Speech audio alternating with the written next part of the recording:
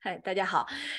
我们刚才看的这个鱿鱼游戏的这个预告片，鱿鱼游戏的特别大的一个特点呢，就是说它每一轮都在不停的有人互相竞争那个巨大的那个奖金，然后为了竞争这个，然后就会死去很多的人，然后一轮的人比一轮少，一轮的人比一轮少，最后留下的最少的人去争夺那个唯一的最大的奖金，那个奖金。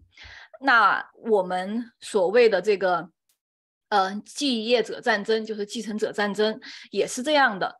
有亚历山大死去之后，他留下了特别广大的疆域，然后所有的将军们都想抢到这个最大的奖金，他们一轮一轮的去厮杀，由最开始的几十个将军，到最后只剩下3个王国，然后在亚历山大的疆域上，然后他们是怎么在这个过程当中如何的厮杀，如何的争斗呢？今天有请我们的北坤老师来给大家讲一下。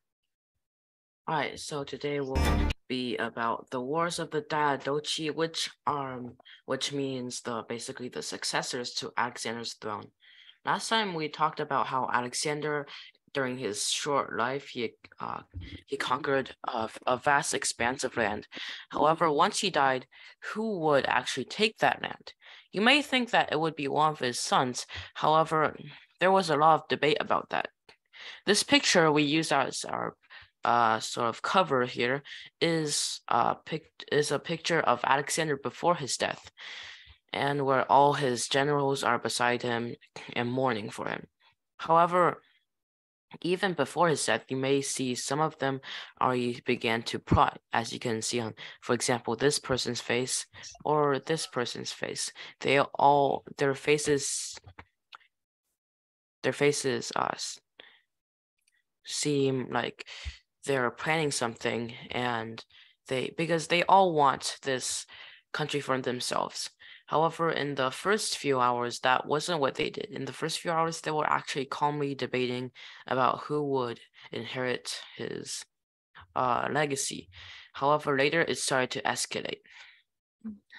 其实亚历山大东征之前，安提帕特曾经劝告他说：“你先生个儿子，然后再去东征。”但是亚历山大说：“一个国王怎么能够被这种就是指示牵制住他的步伐呢？”然后他就直接去东征了。所以说他到死的时候，其实还没有一个合法的由他的那个王后生出来的孩子。这就导致了这个继承者战争的一个最大的一个隐患。那could you please translate for me? Yeah, so Antipater, who was in charge of Macedonia while Alexander was gone, he actually was older and wiser than Alexander, and he advised Alexander to have a child before going. This way, if he dies because of a misfortunate accident, then he would have a clear successor. But Alexander said, well, nothing will stop a man from pursuing his conquest, and so he didn't leave like a backup plan. So this is what sort of caused the wars of Diadochi. So now, to recall some of the events, we will be watching a short video about like what happened after Alexander's death. But before this video, do you guys have any predictions on what could have possibly happened after Alexander died? What sort of things did his generals do? Patrick? They fought over the land. They fought over what? The land. Yes, they did. But at first, they just took their own places. Jackson? They were like pushing and punching each other. Well, they had swords, but yes, they did do that. They, at that time, they usually would rather resort to immediate violence. However, they would only like pull out their swords just to have like a meaning to show like how much of like their faith they have in Alexander. So let's watch this video.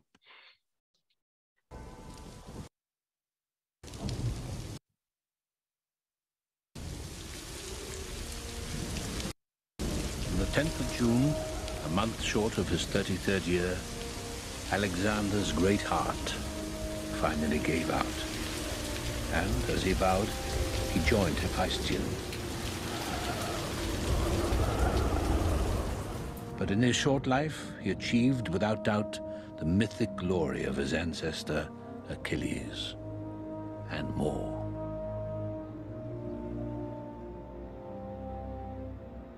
Olympius's transgression in the murder of his father is, to my mind, a probability. His, a burden. Alexander was too in love with glory to steal it.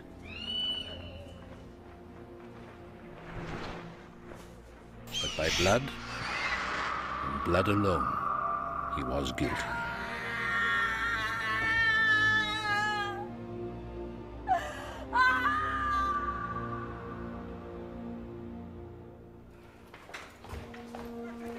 Hold the doors. The body stays in Babylon. The body belongs to Macedon. This must be decided. Within hours, we were fighting like jackals for his corpse. The wars of the world had begun. 40 years, off and on, they endured.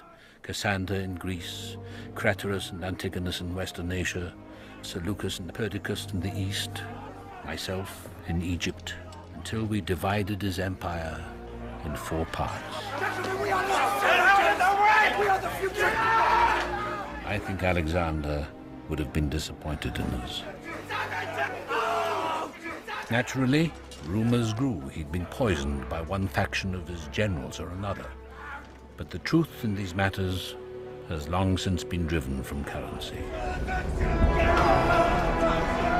Cassander saw to that with his fake diaries, painting Alexander as a sick and bloated drunk. Many believed to remove suspicion from himself. He certainly proved he had the temperament for politics and murder, when 7 years later he executed Olympias, met her death with great courage. 5 years, no, 6 years after that, Cassander finally achieved the complete destruction of Alexander's bloodline when he poisoned Roxana and Alexander's 13-year-old son, the true heir to the empire.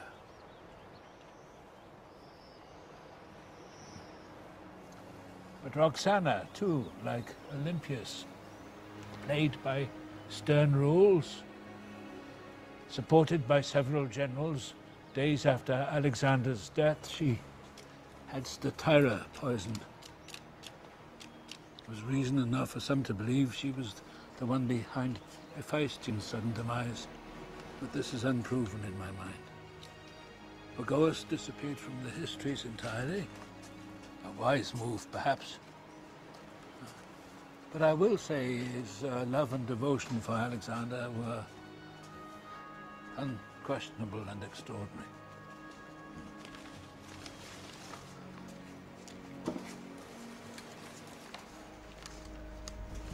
Now I am the keeper of his body, embalmed here in the Egyptian ways. I followed him as pharaoh, and have now ruled 40 years. I have 2 sons, each jealous of the other's power. But they will grow to make fine fathers and husbands, and I trust will be just in their affairs. But they have never seen the great cavalry charge at Gaugamela, or the mountains of the Hindu Kush, when we crossed 100,000 man army into India.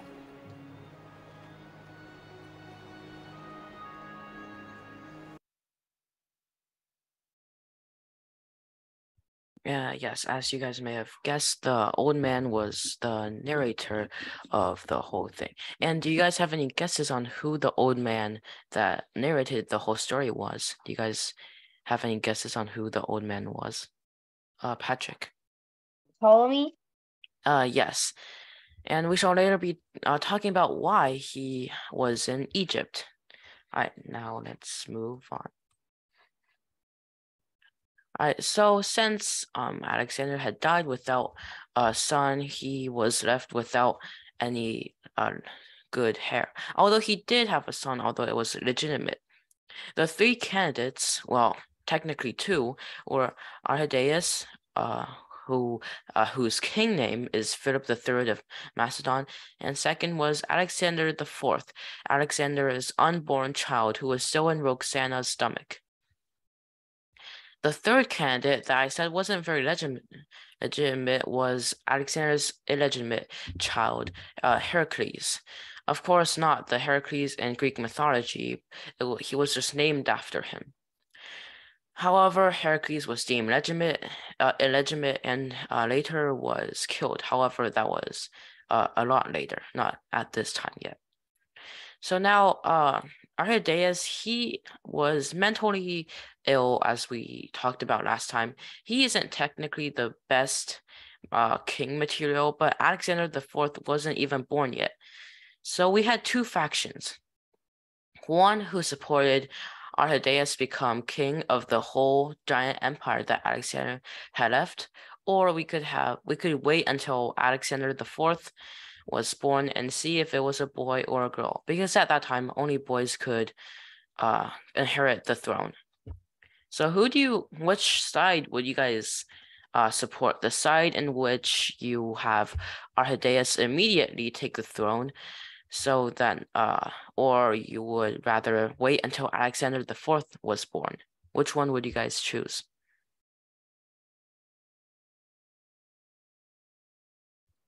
Any? I think we should just immediately get our hard taste to come, because what if Alexander's birth was unsuccessful, then all that waiting would be for nothing, and then people would start fighting for the throne again. Yeah, that's a very valuable point. Kathy. I think they should wait a bit and then they should let someone take the throne, because Alexander, we don't know how long he'll be in her stomach. Patrick. I think we should wait until Alexander IV is born. Okay, so now let's all very good choices, and now in even the past they were also split. Meleager, who is the captain of the infantry, basically foot soldiers, had supported Arrhidaeus. He wanted as Enni said, he wanted them to have a king as soon as possible. On the other hand, Perdiccas, the captain of the cavalry, which is basically soldiers that ride something, and quote, quote, something, because Alexander had obtained many war elephants from India. So riding on elephants is also counted as cavalry. He thought that we should wait until Alexander IV is born before deciding. However, Perdiccas, actually, he wasn't in this position until Hephaestion, a very close friend of Alexander, had died, and he immediately took it after Hephaestion. The two generals or captains, they soon came to agreement that they would wait until Alexander IV was born, and in the meantime, they would Arrhidaeus and Alexander IV, if he was a boy, they would rule jointly, basically like two rulers.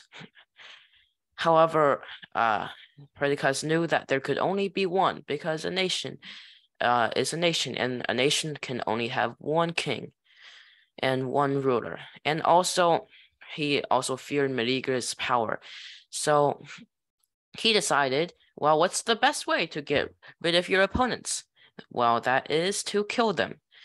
So he used an excuse to kill him, which was like a formal ceremony in which you kill a dog, which is very brutal, I know. You cut the dog in half, put it on two sides of a battlefield, on the outside of the walls, and their respective armies would cross each other, and then everything would be over. Meleager, he came like naively without suspecting anything. His army wasn't even like geared for combat, and he was very, very surprised when he found that Perdiccas had brought a fully armed army, and he didn't know what was wrong at that time. He forced Arrhidaeus, who was with Meleager, to come to the front and point out all of the main generals on Meleager's side. Perdiccas then trampled them with elephants, basically killing them and executing all his enemies. Meleager actually escaped, and he escaped to a temple where, temples were religious and you can't kill in them. But do you guys think that Perdiccas killed Meleager in the temple? Yes. Yeah, obviously. Rami? I think he killed it because, well, what's the point of having a religion? Like, there's no one that could say no to it. Exactly what I was going to say, because this is war. Politics is different from religion. Like, they don't really care if it's a temple. They could honestly just drag you out of the temple and kill you somewhere else, but they didn't need to do that because this was, war. It doesn't matter about religion anymore. It just matters about whether your political enemies are still alive.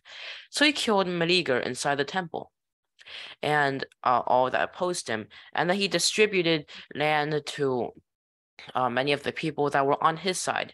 For example, giving Ptolemy Egypt, giving Pathon Media, giving Antigonus Phrygia, and a lot of other places. So basically, it was sort of split. It's the let's see a map first. It's called the Partition of Babylon. As you guys may see here on this map, this is how they split Alexander's great empire. However, since Perdiccas didn't make Philip III, also known as Arrhidaeus, the king, he was still in charge. So he was called a regent, basically someone who keeps control of a kingdom while basically there wasn't a king yet. And all the rest of the people were satraps. We did mention the term satrap during we did mention it during the other wars before involving Persia.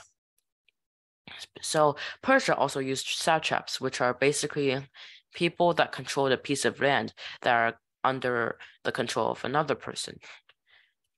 As you guys may see here, Perdiccas himself, as the regent, took Babylon as his place, gave many other people many other places, such as giving Antipater Greece and Macedonia. As you guys can also see here, Sparta is still not under the control. He also gave, for example, Asander, this part, Ptolemy, Egypt, and many other places. And Pathon. Pathon is also very, we will mention him later on. So this is basically how they split up the land, and we will probably be going back for a bit as we discuss the wars of the Diadochi. Okay, so this is like there are a total of 4 wars in the whole of the Diadochi period. So first, as we have already said, this was actually before the wars of Diadochi, Meleager vs. Perdiccas. Meleager died in BC 323. And this wasn't actually a war, it was just Perdiccas getting rid of his political enemies. However, even though Perdiccas was in power, he died 3 years later on. Oh yeah, this was also when he formed the partition of Babylon. And let's talk about how Perdiccas died. He died in the First War of Diadochi.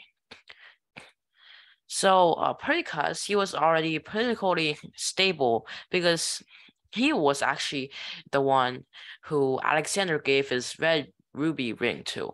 And as some of you guys may remember, last time we had Alexander movie clip where he died. He was holding up his red crystal or ruby ring, and it fell to the ground and shattered. However, that wasn't actually the case because he actually gave it to Perdiccas. However, even though he had like this sign, this ring shows a sign of Alexander handing his kingdom to him, he still technically isn't safe enough. So Antipater, also because he had this power, Antipater, who was in charge of Macedonia, engaged his daughter to Perdiccas. However, Perdiccas wanted to marry Cleopatra, half-sister of Alexander. And by the way, still not the same Cleopatra as in Egypt. So this was like a dilemma for him. Either he had Cleopatra to basically inherit Alexander's bloodline, or have Antipater's daughter. Antipater was actually a very great political influence at that time. His political role was very, very secure. Of course, he could have taken both, but both of them held a really great political status, so it was sort of hard. And because he was already engaged to Antipater's daughter, he decides to go and try to wed Cleopatra. Do you think this is a morally good act for Perdiccas? Do you guys think that Perdiccas is doing the right thing here? I see, and you shaking your head. Okay. If no, can you guys tell me why you think he is doing something morally bad? Because it's like betraying the other person, and the person will hate you, like actually really hate you. Yes, indeed, and Antipater hated him. However, that wasn't the time to start a war. So this wasn't the real reason why the First War of Diadochi started. The real reason was, well, they were shipping technically, but more like moving Alexander's dead body back to Macedonia. Ptolemy, as we said before, we have mentioned Ptolemy before, he raided at the shipping process and stole Alexander's dead body and carried it to Egypt, where he was made pharaoh. Technically, only a new king can bury the last king. So he made it so that his position as pharaoh would be more secure and technically make it seem more lawful. And because of this, Perdiccas decides to go fight Ptolemy. However, even though he had a bunch of armies and such, he tried to go to Egypt, but not even crossing the Nile, he was killed by his generals Antigenes, Seleucus, and Paethon. They were in fear that if they had lost a single battle, Perdiccas would punish them severely, because Perdiccas was like your average, well, not average, but very strict general. He was very strict. So he was then killed by Antigenes and Seleucus and Paethon, who were like, if he's gonna punish us anyway, why don't we just kill him so he won't, get us. So now with Perdiccas dead, he died in BC 320, Antipater becomes regent and has the partition. 提巴特变成那个 regent 之前，本来是他们想让托勒密当 regent， 但是托勒密拒绝了，他推荐了裴松，和另外一个跟菲利三世名字一样的人，他们俩当那个 regent， 但是菲利三世和他的妻子欧律狄克强烈反对，然后他们就没当成，但是他们后来就推荐了安提帕特，然后那个欧律狄克就没有办法反抗这个安提帕特。Yeah, so basically, at first they actually recommended Ptolemy to be regent, but Ptolemy didn't want to do that. And also Arrhidaeus, but Arrhidaeus' wife Diadochi also said no. And then they recommended Antipater, but because Antipater had so much political power, Diadochi couldn't say anything to it. So that was how Antipater became regent, and he established the partition of Triparadises, basically another rearrangement of land, which is on the next slide. However, because this slide is so important, we shall probably be switching back and forth between the slides. So this is the partition of Triparadises made by Lynn Atlas thank you for making this map. So as you may see here, this is Antipater's land. Still the whole of Macedonia and most of Greece, and Sparta is still there. Yeah. Worthy mention is Antigonus, who is going to be a very, very important role in the wars of Diadochi. Ptolemy as well. Ptolemy never actually gotten much praises other than Egypt, but he never lost much either, even though he has probably been in almost every Diadochi war. He just want to keep his Egypt. Yeah, he just wanted to have, more like a stable life. As you can see here, Perdiccas' land was split between Seleucus, Antigenes, and Pathon. Some of the other places are just ruled by satraps of the native land, and they will all probably, in the end, we'll probably only have some major roles, so we won't be talking about them much. No need to remember them. All right, let's go back to the last slide and continue about the second Diadochi War. Now, of course, you might think, oh my God, Antipater is so cool. He probably will live a long time. Wrong. You see, as we have written here, he died in BC 319, almost like a year after Perdiccas' death. Why you see? Well, it was actually, he died because of natural causes. He was actually older than Alexander. So he died of natural causes. Now, you may think that he would give his praise of regent to his son, Cassander. But no, he gave the regent praise to Polyperchon, one of his generals underneath him. So Cassander was actually very jealous, and he was like, why? Why, Dad? I am such a good choice. Actually, Cassander isn't that bad of a choice, but he still gave it to Polyperchon. So, of course, Cassander wasn't going to, let this slide. So he's gonna fight Polyperchon. So Polyperchon sided with Eumenes. We can see him on this map here. Eumenes, this part. 他是书记官，后来也是一个重要的将军，非常忠诚于马其顿皇室。Patrick, do you have a question? Wait, isn't Eumenes the guy that stole the silver shield? What silver shield? No, the silver shield is guarding Alexander's tomb, or I don't remember what that was, but okay.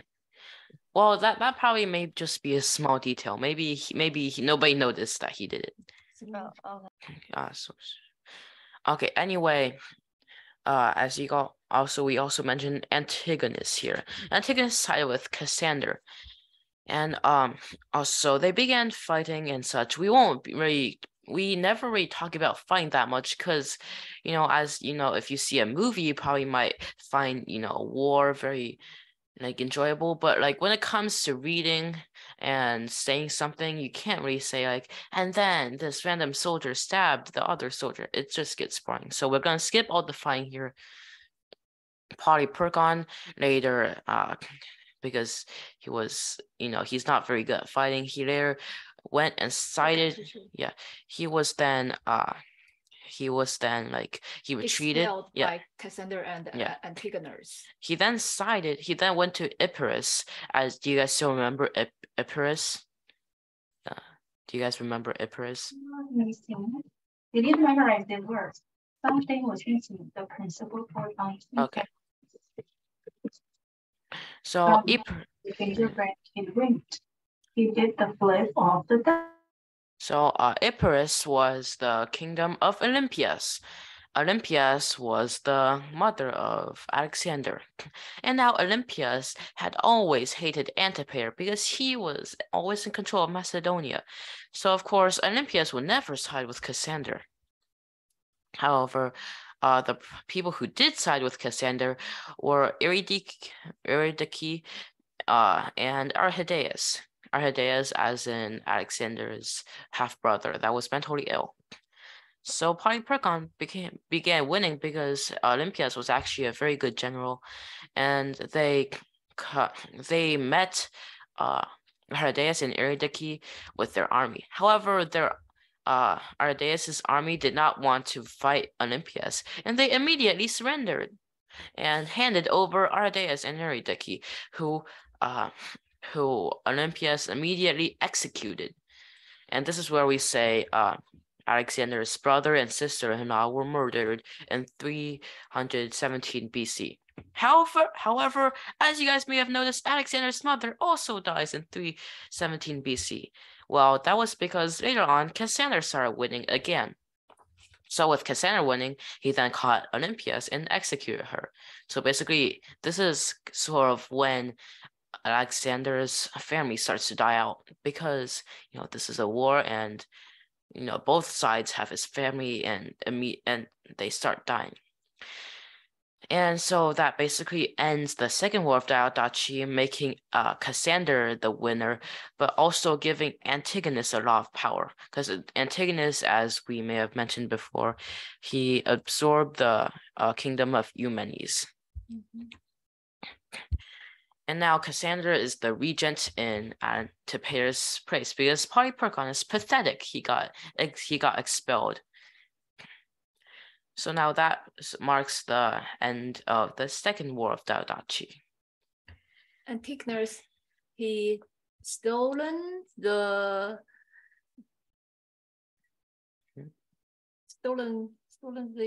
one's land. Babylon. Babylon. Yeah, Antigonus also, because Seleucus. Yeah, he started to take other people's land. He took Babylon from Seleucus, and he took a lot of other land from Ptolemy also. So he basically took a lot of land, and this is what caused the Third War of Diadochi. Antigonus and his son Demetrius vs Ptolemy, Cassander, Lysimachus, and Seleucus. These are basically the five big satraps at that time now. So Antigonus, he had taken so much land from each of them that they demanded him to give them back and share all his treasure with them.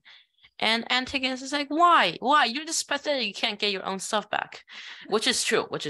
But the thing is, they still want they still want their stuff back. And Antigonus is like, well, come get it. And they start an all-out war. Antigonus and his son Demetrius against Ptolemy, Cassander, Lysimachus, and Seleucus. Basically, however, at this time, Seleucus come to ask help from Ptolemy. Yeah, so yes. Seleucus barely had any land left because his main. He's a nice person. Yeah, Ptolemy is a very nice person. Seleucus barely had any land left because Babylon was taken. He went to surrender to Ptolemy. Well, not surrender, but went to Ptolemy for help, and Ptolemy greeted him warmly. Ptolemy is actually a very nice person. And then Antigonus went to fight Cassander and Lysimachus, leaving Demetrius to guard against Ptolemy and Seleucus in case they came back. And they did. Ptolemy and Seleucus led battle, and they went and fought against Demetrius. Demetrius ultimately, getting defeated, and Ptolemy and Seleucus started getting their land back. And with this, Antigonus had no other way except to retreat. However, also at this time, Cassander had also captured Alexander's wife, Roxana, and his two sons, Heracles and Alexander IV, and he killed them at this time. However, in order for his allies to still be allies with him, basically, if he still wanted his friends to, like him, then he couldn't tell them that he did this. Because if he told them that he had ended the Alexander bloodline completely, then they would all gang up on him. So this fact wasn't discovered until the Fourth Diadochi War. So 这个时候 Antigonus 他到处都被人打，所以说他就要想跟别人签订一些合约，但是他跟 Ptolemy 签订了，跟卡珊德签订了，跟利西马库斯签订了，但是他没有跟谁签订。你可以问问大家。Okay, so Antigonus he had been ganged on, okay? He's one person, one nation getting ganged on by 4 big nations. So he started handing out peace treaties. He gave Ptolemy a peace. He signed peace treaties with Ptolemy, Cassander, and Lysimachus.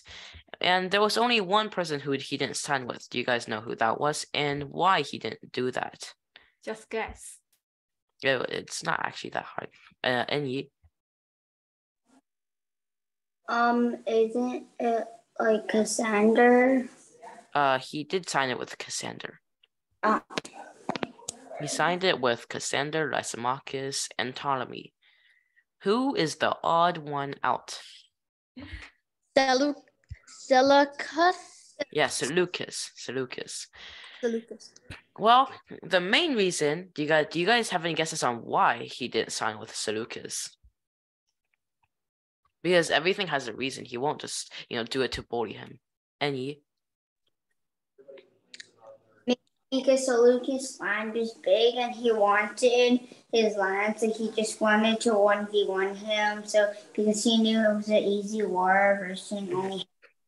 Yes, exactly. He wanted Babylon back. Well, back again, because Babylon was actually a very good place. It was a very rich city. However, after a long time of fighting, he didn't seem to be winning, and Seleucus had won, even took a few victories against him. So he just later gave up on Babylon and, well, signed a peace treaty with Seleucus. And now we shall go on to the 4th and final war of the Diadochi. Now, do you guys, who do you guys think had died in this war? Because this war is the one that ended the wars of the Diadochi. Although we Alexander. Yeah, Cassander and Rami. And Antigonus? Yes, very right. Because Antigonus was the one opposing them. He was sort of like the root of their problems. So Antigonus had died in this war. Spoiler alert. So Antigonus and Demetrius, they actually didn't have a reason to start this war. But as you guys may see, in the first war was caused by Ptolemy stealing the body of Alexander. Well, the second one was just small conflict. The third one was because Ptolemy wanted his land back. As you guys can see, a certain person has been popping up. Who do you think caused the 4th war? Demetrius? No. Rami? Cassander? No, not yet. I mentioned him. The first war, Ptolemy took the body of Alexander. The third, Me? yes, Ptolemy. So the 3rd war began because Ptolemy took Cyprus and parts of some islands on the Aegean Sea. And Seleucus had also taken many parts of Asia Minor. And Antigonus is like, oh no, what should I do? Because they're going to get powerful and I'm going to totally get ganged on again. And I won't be able to fight back this time. So Demetrius, he takes Greece, well, like majority of Greece, because once again, Sparta. And he fights Ptolemy at the naval battle of Salamis and wins. Do you guys still remember? There was another battle of Salamis. Do you guys remember who fought in it? Do you guys remember the last battle of Salamis? Any? Demetrius? No, it was like way back, way before Alexander. Mm-hmm. It was actually pretty famous. We mentioned it a few classes ago. Mm-hmm. Oh, I think I know that. Patrick? Was it like the one like Persia invaded Greece? Yeah, it's during the Persian War, one of the Athenian victories on sea. So basically this time it was Demetrius vs Ptolemy. And in fact, Demetrius won. So so this didn't really affect that much. It was just a small victory.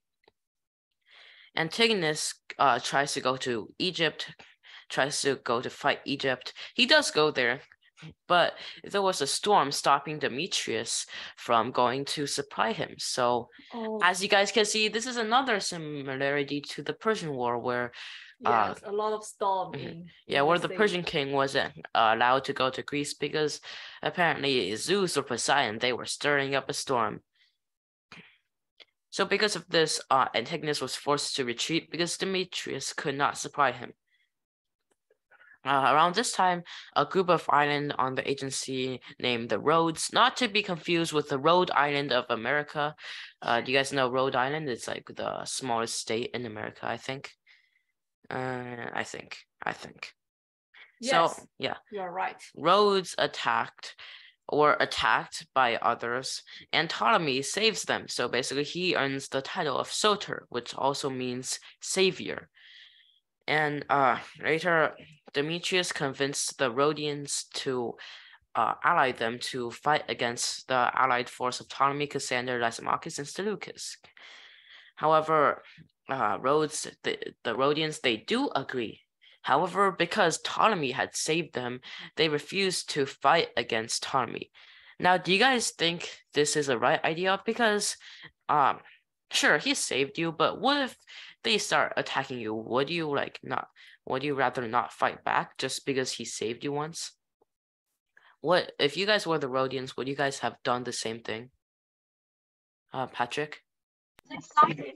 I actually would, because even if he saved us and he's gonna attack again, then that basically means when he saved us, it's basically pointless, because if you're just gonna attack us again. Very good point. Anybody else?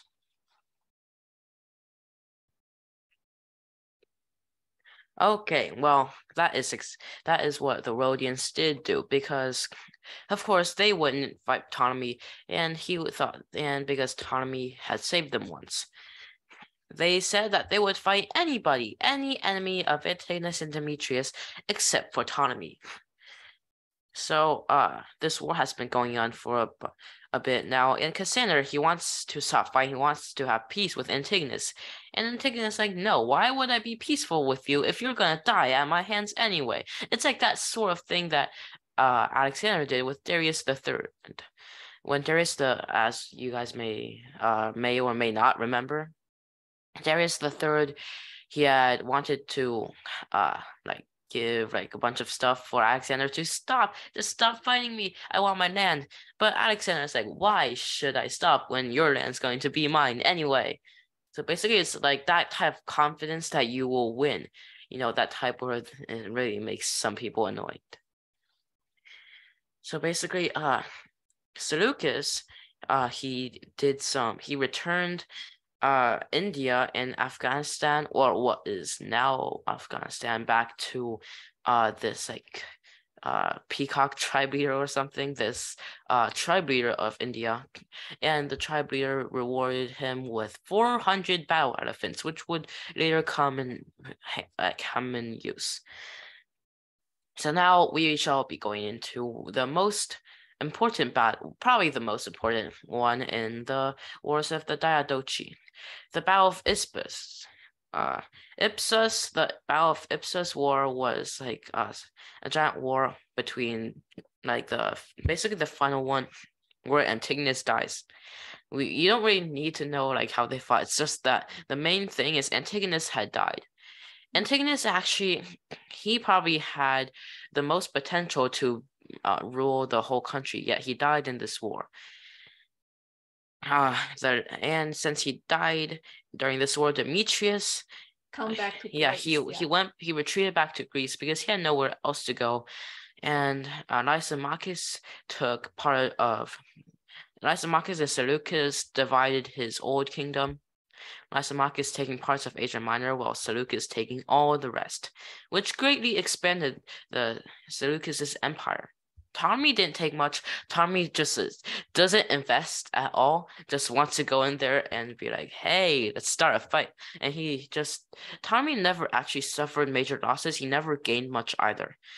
He was more, like, well, everybody else's stocks were like, he was just,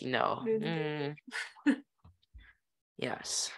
And that basically ended the Fourth War of Diadochi. Of course, these people just didn't suddenly die because of this happened. They still had many wars after this, but that wouldn't be considered Diadochi anymore because most of them died off. Seleucus was actually the last surviving Diadochi, the last surviving general of the originals, but his empire did not survive that long. The longest surviving empire, do you guys know whose it was? We have already eliminated Seleucus. Anybody know whose empire survived the longest?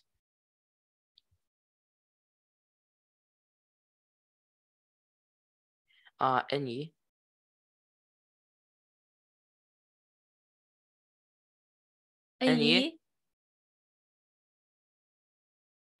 Antigonus? Antigonus, he had died, but Demetrius, he had a lot of potential. He almost did, but he later died. Oh. Yes, this is a hard one to predict. One hint, he was very stable, and he was also Patrick. Ptolemy. Yes, very right. Actually, there's a Ptolemaic pair of dynasties. There's a Ptolemaic dynasty in Egypt, isn't there? Yeah. Ptolemy, his dynasty in Egypt had survived all the way till Cleopatra. You guys know how far that is. That was so close to the AD times. So it ended with Cleopatra, where it was then absorbed by the Roman Empire. But nearly BC 30. Yeah, BC 30. Almost AD. Yeah, almost 30 years. Yeah. 倒数第二是谁? The second one was Seleucus. Yeah. It was just them now. And then there came a bunch of random people that I don't even know that just totally dominated Seleucus. The first is Antigonus. Yeah. So then let's talk about some of the aftermath about Demetrius. Demetrius technically did try to get some land back. He invaded a bit into the east, which was initially successful. However, he was later caught by Seleucus and imprisoned. Seleucus then drank himself to death. Okay, so that technically marks the end of the Diadochi War. Let's look at a video, okay? 这个可能会更加详细一些，它有每一个年份，然后那个领土的变化。This will show a bunch of empires. Now, there are a bunch of empires that I don't even know, such as the Yavana Kingdom. So just focus on the ones that you know, like the Ptolemaic Empire. 很快就会被吞并掉。Like the Ptolemaic empires, like Ptolemy, Seleucid empires, Seleucid. Okay, let's watch the video.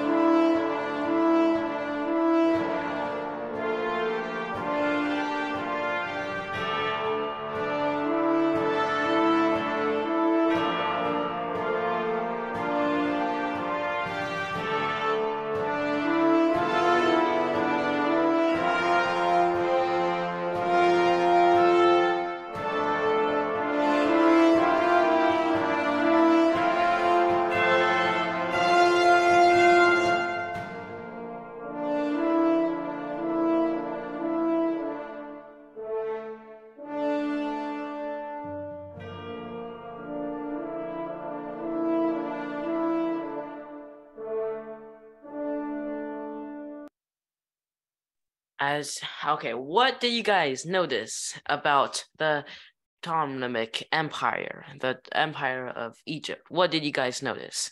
Any? Like Seleucid kept appearing and disappearing at different places. And it also became very large. But what do you guys see about Egypt, about Ptolemy's empire? It was never changing. It wasn't. It wasn't ever going to be big. It was a tiny. It barely changed. It barely grew. Then it never went into like the Asian mainland. It went down into Egypt even more. So now let's look at which one of the notable people do you dislike the most? Which one? Oh yeah, by the way, after like the third or fourth war, they all declared that they weren't just regents and satraps anymore. They had their own empires. Which one do you guys dislike the most? Any? I dislike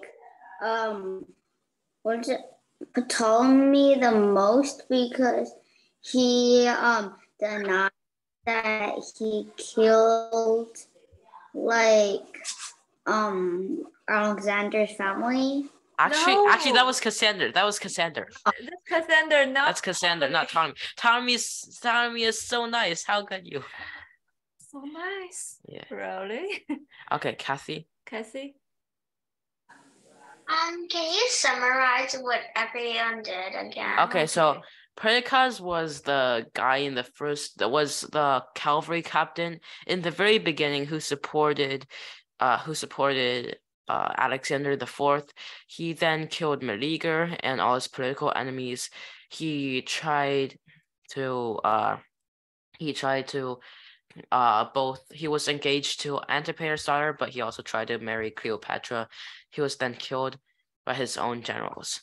Antipater, he was the regent of Macedonia. He was also like the old wise dude that Olympias really hated. He was the one who passed his place of regent to Polyperchon instead of Cassander. Ptolemy was the dude that never changed. He had no new land. He was just there, just staying there. He stolen the body. Oh yeah, he stole Alexander's body. But that was because of political causes. Anyways, Cassander's the guy who murdered Alexander's family, and he his family. Most. His mother, his wife, his two sons. Yeah. Polyperchon was the useless dude that Cassander cast aside, that Antipater had made regent instead of Cassander. And Seleucus was the person who took all of Antigonus's land. Oh yeah, why isn't Antigonus on here? We should also add Antigonus. Antigonus, he's okay. Yeah, he's fine. It's not like you can actually find anything bad on him. Anyway, Seleucus took a bunch of land from Antigonus, and he had a bunch of land. Nothing to say about Seleucus much. All right, who do you guys dislike the most? I'm definitely Cassander. Yeah, he killed. He's very mean. He killed Alexander's family. 但是可能这也是因为他的爸爸跟他们家的家族，他的 family 跟亚历山大的母亲什么的关系都不太好。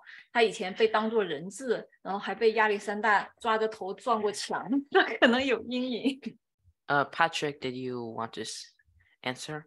Yeah, I still think Cassander because the rest of the list isn't that bad, but yeah. So there's basically only one choice. Yeah, technically. Kathy. I'm gonna choose none. And state your reasons. Because I don't want to be mean to them. Yes, value a very good point there. I don't want to be mean to the person who murdered the rest of Alexander's family. They're dead anyways. It's not like they could just revive and go to your house during like 3 a.m. and wake you up. I'm definitely not. But technically, just like, who do you think is the least best? Basically, the one that you would definitely not respect. Okay. All right. This will just be like a thought question to keep you awake at night and make you deprived of sleep. But let's move on. So, woman had a very tragic role during this because, as you can see here, Cassandra murdered so much people. Like Olympias was caught by Cassandra killed. Roxana was killed by Roxana by was Cassandra. by Olympias, Roxana, yeah, always. wait, I thought Roxana was killed by Olympias. Olympias and Roxana 是 Oh yeah. 是卡珊德。 Yes.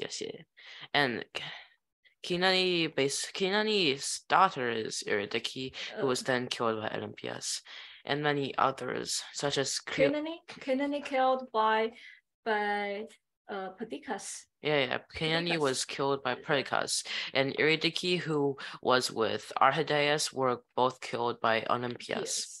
Yes. Yeah. And Cleopatra killed by how to say 她间接的被被那个Antigonus 杀了，因为是Antigonus 鼓动一些讨厌他的女的去杀掉了他，但他自己没有动手。Technically, Antipater technically hired people to kill Cleopatra. 这两个是他的那个是亚历山大的波斯妻子，是被罗克珊娜杀掉的。Roxana was a jealous woman. She killed. Not jealous because they were of Persian blood. Yeah, and could possibly. 他必须要保持他的儿子的地位。Yeah, that's what I was gonna say. So because Alexander the Fourth must be, the heir to Alexander's throne, so he killed Alexander's Persian wives. But that didn't matter anyway, because Alexander the Fourth was then killed by Cassander. Yeah. So technically, your bloodline doesn't matter if it isn't even born yet, because your generals, even if you are born, if you're just useless, your generals gonna revolt anyway. 所以说女性在战争中是就是你即使是像奥林匹亚斯这样拥有这个军队拥有能力的女性，在战争当中其实也是很多时候是迫不得已的。很多这些男的这些将军，他们都是自己去找死，但是这些女性，她们有的时候是没有办法选择自己的命运。你跟的你 follow 的这个将军，你选择的这个势力不一样，就会导致你这个就是被迫的在他们的争斗中去死亡。所以说女性在这些战争中是非常不幸的，所以我们管这个部分叫做 Lament of Women. Could you please translate for me? So basically, to put in short ways, like all the generals of Diadochi, they were like, they went to war just looking for death because death was on the battlefield, but for women their fate was unchangeable, and death just came looking for them, because even if they, for example, Olympia, she had army, Cassandra still had more, and she was there executed. This is why this part is called Lament of Women. Right. 但是比女性更可怜的是平民百姓。Cassie, could you please? You have a question? I know this is I know I'm not on topic, but did Olympias treat Alexander the Great really, really good because she thought he was gonna be a long living? Yeah. Yes. So let's talk about how we might be able to go. If you have time after this, I could probably say after, but we technically are running out of time. We need to display all of our content first. So after the class, if you still want an explanation, I can sort of explain a bit. All right, well, okay, so for now, let's watch a Spider-Man trailer. You guys probably may know Spider-Man. A lot of people love him. But as we've said here, even if you're there's a giant war there, if you're just like a farm or something, you might be living happily one day, and the second day you might just find your farmlands ravaged because some people just thought that your farm was a good place to have a battle. So let's look at some parts.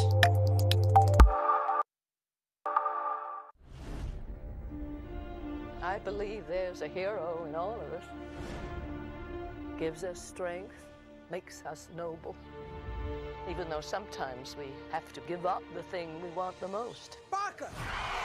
Where you been? Looking for you all morning. You're late. Always late. You're fired. Look at you, Peter. Your grades have been declining. You always appear exhausted. I know, I'm trying.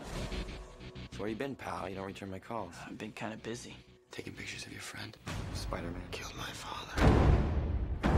No matter what I do, do you love me or not? No matter how hard I try, I want Spider-Man dead. It's the ones I love who will always be the ones who pay. I can't keep thinking about you. I'm getting married. I want a life of my own. I'm Spider-Man. No more. You look different. I let things get in the way before. There was something I thought I had to do. I don't have to. I liked seeing you tonight, Peter. Now on to the main event. Octavius is going to put Oscorp on the map in a way my father never even dreamed of. Crazy scientist turns himself into some kind of a monster. 4 mechanical arms welded right onto his body. You take Spider-Man's pictures. Where is he? He's sick of me off your loyalty to Spider-Man and not your best friend. Bring Spider-Man to me. How do I find him? Peter Parker. Find Spider-Man, or I'll peel the flesh off her bones. There are bigger things happening here than me and you.